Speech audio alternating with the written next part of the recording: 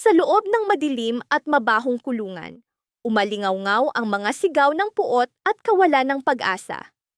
Habang patuloy na bumabagsak ang mga sumpa ng mga bilanggo, nakahandusay si Tanggol sa malamig na semento. Wala ng lakas upang gumalaw. Bawat hampas ay lalong nagpaalala sa kanya ng matagal nang naipong galit laban sa kanya. Minsan, ay tila mas madali na lamang ipikit ang mga mata at hayaan ang lahat na matapos. Ngunit sa kaibuturan ng kanyang dibdib ay nananatili ang munting apoy, pag-asa na marahil may himalang darating. Sa gitna ng kaguluhan, si Unyok ang naging sentro ng isa pang bangungot. Pinagtulungan siyang bugbugin ng mga bilanggo. Walang awang suntok, sipa at hampas hanggang siya'y mawala ng malay.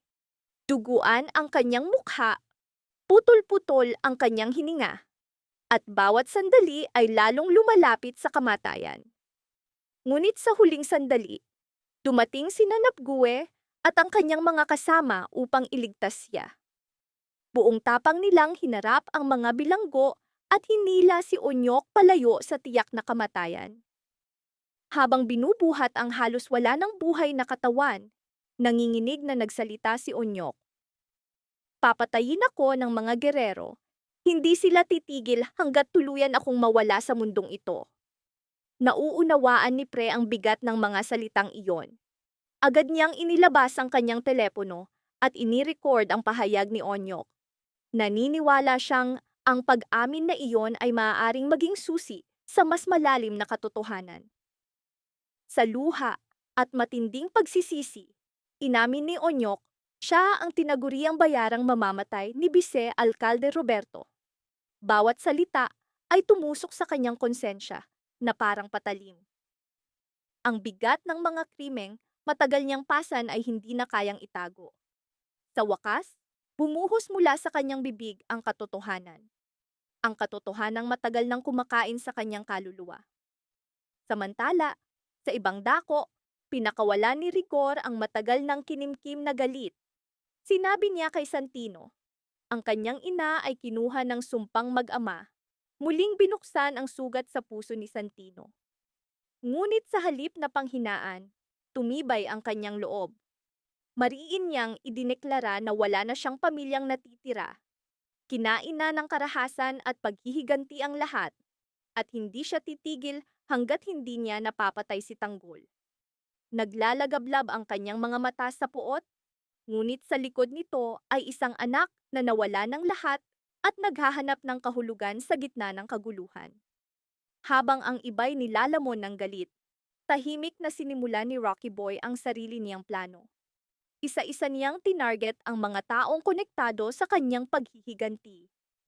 Determinado siyang tapusin ang lahat bago harapin si Tanggol. Ngunit nang dumating ang sandali, hindi na niya napigilan ang sarili. Walang awang inihampas niya ang mabigat na maso sa walang laban na si Tanggol. Dahan-dahan niyang pinahaba ang paghihirap. Bawat hampas ay pagbuhos ng puot na matagal niyang itinago. Para kay Rocky Boy, hindi sapat ang kamatayan. Kailangan maramdaman ni Tanggol ang bawat sakit, bawat sugat, na minsan niyang idinulot sa iba. Sa gitna ng mga pangyayari, bumalik ang mga alaala ni Jackie. Mga sandaling hindi niya kailanman inakalang mangyayari. Mariin niyang sinabi na hindi niya naisip na mawawala si Erika dahil sa kanilang alitan kay Tanggol. Ang kanyang tinig ay puno ng sakit ng isang inang nawala ng anak at ng puot na hindi na mapipigilan.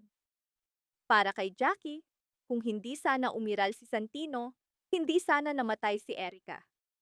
Sa kanyang paningin, kahit libong kamatayan ay hindi sapat bilang paghihiganti.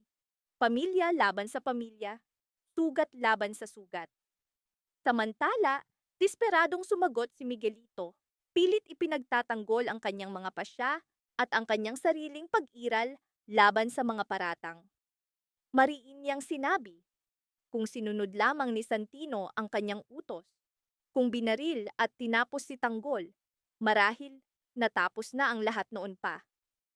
Ang kanyang mga salita ay puno ng puot at panghihinayang, kasabay ng pag-amin sa isang pagkakamaling hindi na mababawi.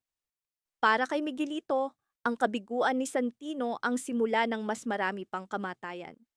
Ngunit para kay Jackie, malinaw ang lahat. Sinira ni Santino ang buhay ni Erica sapagkat siya ang nagdala ng pagbubuntis at sa huli namatay ang bata dahil kay Tanggol. Para kay Jackie, wala nang puwang si Santino sa kanilang pamilya, lalo na ngayong wala na ang kanilang ama. Bawat salitang binitiwan niya ay parang pader, tuluyang naghihiwalay kay Santino mula sa pamilyang minsan niyang itinuring na kanlungan. Tahimik na lumisan si Santino, mabigat ang bawat hakbang. Lumapit siya sa dalawang bangkay, puno ng galit, lungkot, at panghihinayang ang kanyang isip. Sa katahimikan ng sandaling iyon, malinaw niyang naramdaman, wala nang balikan, ang landas na kanyang pinili ay puno ng dugo at luha. Ngunit kahit sa lahat ng ito, nanatiling buo ang kanyang panata. Hindi siya titigil. Kahit kapalit ay ang kanyang sariling kaluluwa. Samantala, si Miguelito Guerrero bumigay sa luha, lumapit kay Erica Guerrero. Nanghina ang kanyang mga tuhod, ngunit pilit niyang itinindig ang sarili. Ayaw bumagsak sa bigat ng pasan na matagal na niyang dala. Sa bawat hakbang ay bumabalik ang mga alaala. Ang mga araw na buo pa ang kanilang pamilya, puno ng halakhak at pangarap. Hanggang sa wasakin ng karahasan at madidilim na puwersa ang lahat. Sa kanyang harapan ay si Erica Guerrero. Tahimik ngunit may luha sa mga mata. Bawat patak ay may dalang sakit ng pagkawala at bigat ng isang buhay na gumuho.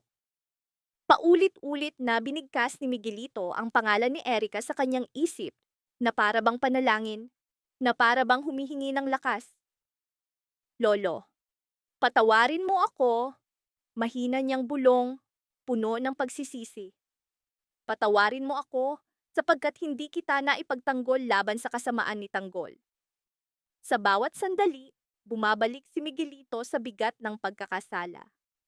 Paulit-ulit niyang sinisisi ang sarili. Kung iba lamang ang kanyang mga naging pasya, kung may nabago lamang marahil hindi sana nauwi sa trahedya ang lahat. Maraming buhay ang nawasak sa kanyang mga kamay. Sa kanyang alaala, palaging lumilitaw ang mukha ni Tanggol. Malamig, walang awa, puno ng puot. Sinira niya ang aming pamilya, pati ang mga pamilya ng hinaharap. Ang sumpa ay siya'y kadugo ko. Isa siyang halimaw. Ang mga salitang iyon ay tumusok sa dibdib ni Miguelito na parang mga patalim. Para kay Miguelito, ang pagiging kadugo ni Tanggol ay hindi karangalan, kundi pasanin araw-araw.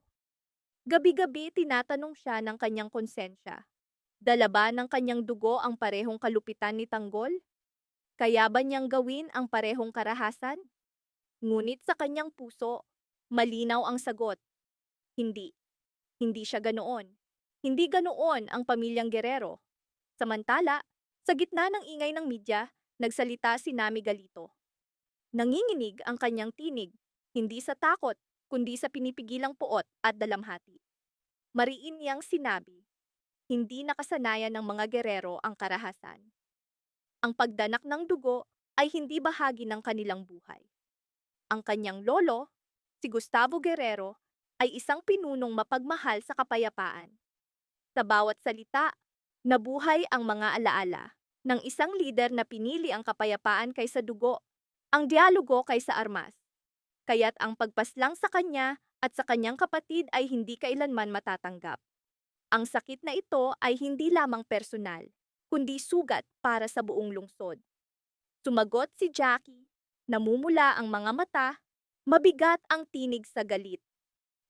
Alam namin, minahal ng mga taga-Maynila si Don Gustavo Guerrero. Lumaki kaming nakikita kung paano niya niyakap ang masa, kung paanong kahit ang mga tumutuligsa sa kanya ay may respeto pa rin.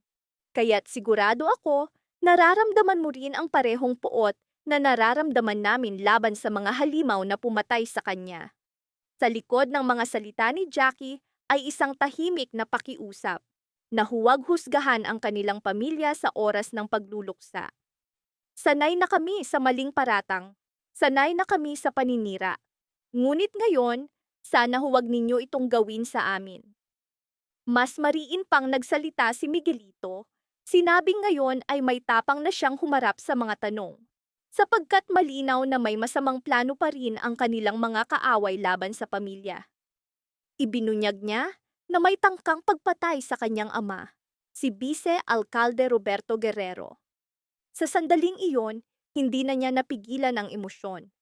Tumaas ang kanyang tinig, nanginginig sa taon ng naipong puot at takot.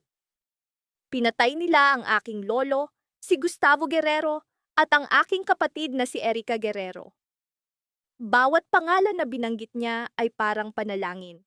Parang huling pagkapit sa mga alaala na ninakaw sa kanya ng karahasan.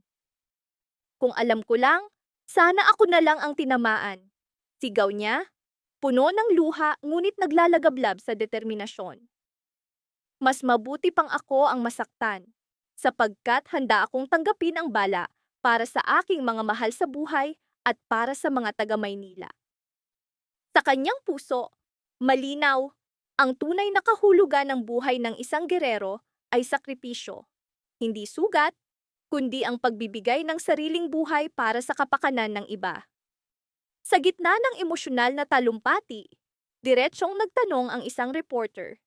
Tinanong niya si Mayor Miguelito Guerrero kung naniniwala siyang konektado ang sunod-sunod na kakaibang pangyayari sa mga krimen kamakailan. Sa sandaling iyon, sumabog ang matagal nang naipong puot ni Miguelito. Mariin niyang sinabi, "Hindi niyo ba nakikita? Patay na ang aking lolo at ang aking kapatid. At ngayon, hinihila niyo kami sa inyong larong politika." Nanginginig ang kanyang mga kamay, hindi sa takot, kundi sa pagkadismaya sa sistemang walang malasakit sa sakit ng tao. Kalma at propesyonal ang sagot ng reporter. Sinabi niyang binibigkas lamang niya ang nasa isip ng mga tao. Biglang nagsalita si Jackie, puno ng galit at matinding dalamhati. "Kami nagluluksa. Wala ba kayong puso?" Bawat salita ay sigaw ng isang pamilyang pagod na sa walang katapusang paghuhusga at paninira, kahit sa gitna ng kanilang pagluluksa. Sa sandaling iyon, mabigat ang bawat hinga sa bulwagan ng pagluluksa. Si Vice Alcalde Roberto Guerrero, ama ni Malito, ay nagsalita ng mariin, bakas sa kanyang mukha ang bigat ng responsibilidad at lalim ng dalamhati. Sinabi niyang, ang pangunahing hangarin ng mga taga-Maynila ay alisin ang karahasan sa lungsod. Bilang ama, hati ang kanyang puso. Bilang pinuno, pasan niya ang bigat ng buong syudad. Sa loob niya ay patuloy na naglalaban ang pagnanasang maghiganti at ang tungkuling panatilihin ang kapayapaan. Ngunit malinaw sa kanya, hindi niya hahayaang manaig ang madilim na kapangyarihan ni Tanggol, ni masira ang pamana ni Gustavo Guerrero, dangal, sakripisyo at pag-asa para sa susunod na henerasyon. Dumating sina Rigor at Mondo. Mababakas sa kanilang mga mukha ang pagod at dalamhating hindi na kailangang ipaliwanag. Mabigat ang bawat hakbang, puno ng alaala ng mga nawala at sugat ng pamilyang winasak. Agad na nagsalita si Roberto, pilit pinapakalma ang sitwasyon kahit nanginginig ang kanyang tinig. Humingi siya ng paumanhin. Ipinaliwanag na ang kanilang pamilya ay dumaraan sa matinding pagluluksa. Sinabi ni Roberto na ang mga nakaraang araw ay napakahirap, bawat gabi puno ng tanong at panghihinayang. Umaasa siyang mauunawaan ng lahat, sapagkat ang sakit ng pagkawala ay hindi madaling maglaho, gaano man pilitin ang tibay ng loob. Samantala, nagtanong si Mondo kay Rigor kung talagang balak pa nitong makipagharap sa mga gerero. Bumalik sa kanyang isip ang huli nilang pag-uusap. Mga matatalim na salita, paninisi, at anino ng panghihinayang. Mariin ang sagot ni Rigor. "Paano ako titigil kung pati apo kong anak ni Santino ay nawala? Hindi ito maliit na bagay na maaaring ipagsawalang bahala. Nararapat lamang na humarap ako kahit gaano kasakit. Ang pagkawala ng dugong kadugo ay sugat na hindi mahihilom ng katahimikan o pag-iwas. Maingat ngunit may bahid ng paninisi ang tugon ni Roberto. Para sa kanya, ang pag-iwas ay isa ring anyo ng dangal, lalo na sa oras ng pagluluksa. Ngunit agad na sumabat si Jackie, puno ng galit at dalamhati. Nawala ang aking anak. Bilang ina, may karapatan akong lumaban sa kahit sino. Para kay Jackie, hindi na susukat ang sakit ng pagkawala sa alaala ng dangal. Bawat salita niya ay sariwang sugat. Galit na patuloy naghahanap ng tunay na salarin. Samantala, hinarap ni Miguelito si Santino ng direkta. Tinanong niya kung bakit naroon si Santino na para bang isang estrangherong walang karapatang pumasok sa banal na lugar ng pagluluksa. Maingat ngunit matatag ang sagot ni Santino. May karapatan din siyang magdalamhati, sapagkat ang kalungkutan ay hindi pag-aari ng iisang panig lamang. Hindi ito tinanggap ni Jackie. Sa mapanuyang tinig, tinanong niya kung sino ang nagbigay kay Santino ng karapatang naroon. Idinagdag niyang patay na ang ama nito at wala na siyang matatakbuhan. Sumali si Miguel, mariing idineklara na wala ng karapatan si Santino na manatili. Itinuro niya ang mga mukhang nagluluksa sa paligid at sinabing kahit nais niyang magpasalamat kay Santino sa pagbabaril kay Tanggol, walang nagbago. Dumating pa rin ang kamatayan, dala ng kanilang mga kapatid. Ibinuhos ni Miguel ang lahat ng naipong galit. Sinabi niyang dapat ay ipinagtanggol sila ni Santino at ng kanyang kapatid. Ngunit hindi nila nagawa. Sa halip, namatay si Erica at pati ang kanilang ama ay nawala. Sa huli, sumabog ang kanyang tinig sa sigaw, itinaboy niya si Santino. Inutusan siyang umalis sa kanilang tahanan. Ngunit hindi umurong si Santino. Mariin niyang idineklara na hindi siya aalis kahit ramdam niya ang puot sa mga mata sa paligid. Ang kanyang paninindigan ay hindi mula sa pagmamataas, kundi mula sa dalamhati, mula sa pakiramdam na kailangan niyang manatili, gaano man kasakit. Agad siyang hinila ni Miguelito palabas. Bawat hatak ay puno ng puot. Nais ni Miguelito na palayasin si Santino hindi lamang mula sa bahay, kundi mula sa lahat ng alaala at dalamhati na konektado sa kanya. Nasaksihan ito ni Rigor at sumigaw. Tinatanong kung bakit ganoon tratuhin ang kanyang anak. Sa malamig na tinig, sumagot ang alkalde. Hindi na niya nais muling makita ang mukha ni Santino. Ang mga salitang iyon ay parang huling hatol. Mabigat, matalim, walang puwang para sa paliwanag. Nanginginig, ngunit mariin ang tinig ni Rigor. Sinabi niyang ipinagkatiwala niya ang anak sa kanila dahil akala niya'y ituturing itong maayos. Ang tiwala ng isang ama ay hindi madaling ibigay at ngayon ramdam niyang iyon ay nyurakan. Mapang-insulto ang tugon ni Miguelito. Tinanong niya kung dapat ba tratuhin si Santino na parang prinsipe. Itinuro niya ang paligid, ang gitna ng pamilyang nagluluksa, ang lugar ng mga patay. Ipinaliwanag pa niya kung bakit sila namatay at ibinuhos ang lahat ng sisi kay Tanggol. Muling nagsalita si Rigor. Sinabi niyang nauunawaan niya ang galit at dalamhati ng alkalde. Ngunit nakiusap na huwag isisi sa kanyang anak. Hindi tumigil si Jackie. Diretsahan niyang sinabi, sino pa ba ang dapat sisihin kung hindi si Rigor? Para sa kanya, nabigo si Rigor na tapusin si Tanggol. Kung nahuli o napatay lamang ito noon, wala sanang nangyaring ganito. Ang mga salita ni Jackie ay puno ng paratang. Hindi lamang laban kay Rigor, kundi laban sa kapalarang tila ninakawan sila ng hustisya. Matindi ang tensyon. Walang gustong magbigay daan. Nagtagpo ang mga mata, puno ng galit at dalamhati. Mabigat ang bawat katahimikan, nagbabaga. Bawat isa'y ipinagtatanggol ang sariling katotohanan, habang lalong lumalalim ang sugat, mga sugat na marahil ay hindi na mahihilom. Sa wakas, muling nagsalita si Roberto. Mabigat ang kanyang tinig, bakas sa mga mata ang matinding pagod.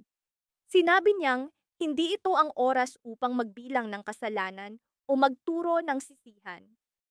Nakayuko ang kanyang ulo, para bang yumuyuko sa bigat ng mismong dalamhati. Buong lakas niyang pinipigilan ang naglalagablab na galit at malalim na sakit sa loob. Bawat salita ay dumadaloy mula sa kanyang puso, sapagkat sariwa pa ang sugat ng pagkawala. Ngunit si Miguelito, hindi na kayang itago ang pagkadismaya at puot. Sa mabagsik na tinig, sinabi niya, "Hanggang kailan mo siya poprotektahan, kapatid? Pagod na ako sa lahat ng kanyang kabiguan." Nanginginig ang kanyang panga, at sa likod ng matagal nang naipong puot ay isang kaluluwang wasak, isang kapatid na paulit-ulit na nakaramdam ng pagtataksil. Sa sandaling iyon, lalo pang bumigat ang hangin sa bulwagan. Mariin ang tinig ni Roberto, ngunit kontrolado pa rin. Hindi ko siya pinoprotektahan. Tayo'y nagluluksa. Ibigay man lang ang respeto kay Ama at kay Erika. Sa pagbanggit ng kanilang mga pangalan, tila muling nabuhay ang kanilang alaala. Parang mga aninong tahimik na nagpapaalala ng bigat ng tungkulin at lalim ng dalamhati. Pumikit si Roberto, pilit pinapakalma ang sarili, habang sa loob niya ay patuloy na naglalaban ang tungkulin bilang pinuno at ang sakit bilang anak at kapatid. Ngunit hindi tumigil si Miguelito, mariin niyang idineklara, "Mula ngayon, hindi na ikaw ang magpapasya sa pinakamahalagang misyon ng Maynila. Ang tungkulin ng pagtugis kay Tanggol ay hindi na sa iyo." Ang kanyang tinig ay matalim, puno ng hamon, at sa likod nito'y matagal ng kinimkim na galit. Paniniwalang mali ang mga pasya ni Roberto, at takot na mas marami pang buhay ang mawawala kung magpapatuloy ang dati. Mahina, ngunit mariin ang sagot ni Roberto. May dahilan kung bakit siya inilagay sa posisyong iyon. Ngunit hindi niya lubos na maipaliwanag. Isang masalimuot at masakit na lihim na patuloy na kumakain sa kanyang konsensya. Bawat sandali ramdam niya ang bigat ng responsibilidad na dumudurog sa kanyang pagkatao. Samantala, si Rigor na matagal ng tahimik ay nagsalita na rin. Mariin niyang sinabi na malapit na niyang mahuli si Tanggol. Malamig ang kanyang mga mata, sanay sa dugo at panganib. Ngunit sa kaibuturan ay naroon ang takot. Takot na siya man ay mabigo. Ang alkalde, na kanina'y tahimik, ay hindi na nakapagtago ng inis at pagod.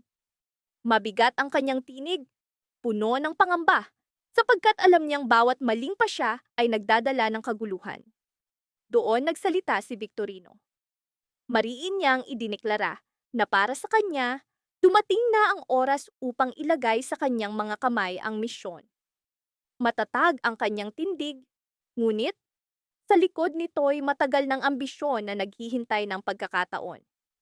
Kaya't iniutos ng alkalde, mula na ngayon, si Victorino na ang may tungkulin sa pagtugis kay Tanggol. At kapag natapos niya ng maayos ang misyon, siya ang gagawing bagong hepe. Ang mga salitang iyon ay lalo pang nagpasiklab sa silid. Tumingin ang alkalde kay Roberto at sinabing, "Parang may gusto kang sabihin." Ngunit nanatiling tahimik si Roberto. Alam niyang anumang salita ay lalo lamang magpapalala ng sitwasyon. Samantala, hinila ni Rigor si Santino palayo, sapagkat wala na siyang puwang doon. Mahigpit ngunit hindi marahas ang kanyang hawak. Sa basag na tinig, nakiusap si Santino, nais niyang manatili hanggang mailibing si Erika. Puno ng takot at kawalan ang kanyang tinig, sapagkat si Erika ay hindi lamang pangalan para sa kanya, kundi taong nagbigay kahulugan sa kanyang buhay. Mariing sagot ni Rigor, "Ano, gusto mo bang muling bugbugin ni Miguelito? Itinuturing ka nilang basura." Parang patalim ang mga salitang iyon sa puso ni Santino. Hinamak na ako ni Miguelito at ayaw ko nang muling hamakin. Alam kong sasaktan niya akong muli, kaya't umalis na tayo. Bawat hakbang palayo ay parang pagbagsak ng kanyang mundo. Tila itinaboy siya sa mismong oras na pinakakailangan niya ng pag-unawa. Samantala, nangako si Victorino sa alkalde, Hindi siya mabibigo. Ang kanyang pangako'y tunog banal sa iba, ngunit sa kanyang isip malinaw ang layunin. Patunayan ang sarili, kahit sa pamamagitan ng karahasan. Mariin namang idineklara ni Miguelito na nais niyang makita si Tanggol na patay, kasama ang lahat ng kanyang kapanalig. Naglalagablab ang kanyang mga mata sa puot na walang pagsisisi, mga sugat na hindi kailanman naghilom. Idinagdag ni Victorino na itinuturing niyang personal na kaaway si Tanggol. Sa sandaling iyon, naging malinaw, hindi na ito laban ng tungkulin o misyon. Isa na itong digmaan ng personal na paghihiganti, kung saan ang mga sugatang puso ay handang isakripisyo ang lahat, kahit kapalit ay mas maraming dugo at luha.